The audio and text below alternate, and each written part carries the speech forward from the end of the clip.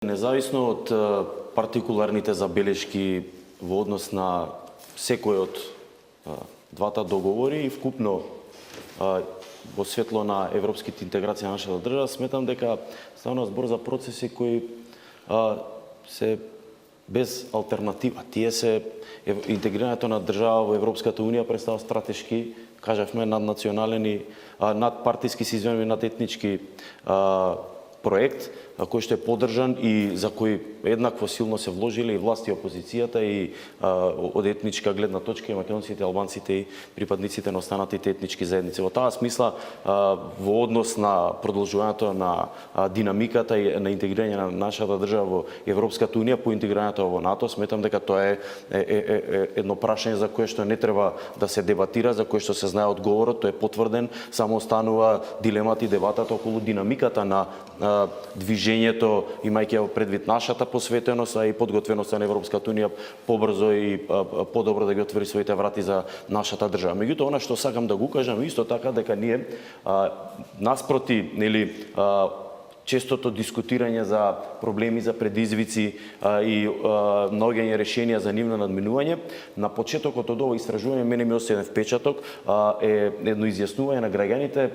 што тие генерално мислат за сите соседи или генерално за соседите на нашата држава. И можевме јас забележав, се изненадив дека е таа бројка прилично висока, а тоа е дека околу 56% од граѓаните на оваа земја, ако не се лажам, сметаат дека Република Македонија има добри меѓусоседски односи или дека живее во еден регион во кој што се негуваат коректни односи помеѓу државите, институциите и граѓаните во таа смисла. Јас во оваа прилика само би сакал, имајќи предвид ова перспективно прашање кој што вие го поставувате, да го поставиме во еден историски контекст. Доколку ги ја споредиме оваа бројка, овие 56% со нивото на односи кои што нашата држава ги имаше на почетоците од независноста во 1990, можеме да констатираме дека постои сериозен напредок. Причината за тоа можеме да лоцираме во два дела. Првиот дел според мене се меѓународните договори кои што беа склучени како резултат на конфликтите кои што се појавија, тргнувајќи од Дејтонскиот и Кумановскиот, рамковниот договор и така натаму, и се разбира има уште неколку договори кои што треба да се решат, кои што треба да се постигнат за да се да констатираме дека има неповратна стабилност на регионот од една страна, значи меѓународните договори од една страна, и второ европската и евроатлантската перспектива од друга страна. Овие две нешта, овие две патеки не доведоа до тоа денеска ние да имаме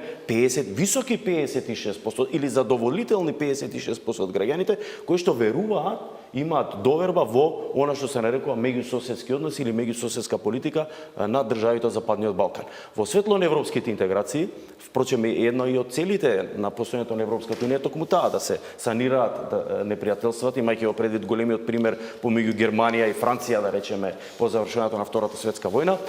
и верувам дека можеби со многу поспора динамика, штетни преговарања и така натаму, меѓутоа главната цел е многу благородна и зад неа со својата посветеност стои целото општество.